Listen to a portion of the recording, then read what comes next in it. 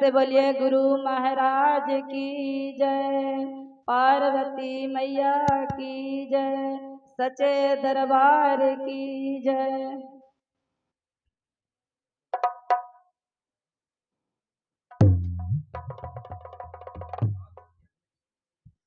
देखिए 3 सूत्र के भजन लगाव वाला था, कितना सुंदर है।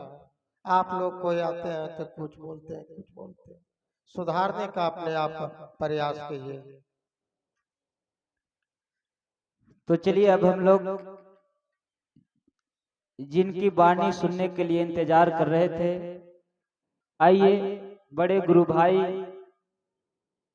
विनोद जी के माध्यम से भी हम लोग बहुत ही मधुर वाणी के माध्यम से जो विनोद गुरु भाई खुटेहरा से चलकर आए हैं आज हम सबों के बीच, जो मीठी मीठी वाणी के साथ आज गुरु के बारे में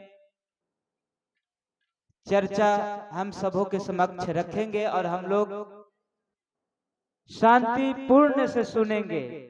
क्योंकि जब तक हम लोग शांति नहीं बनाएंगे, वाणी को नहीं सुनेंगे, समझ में नहीं आएगा।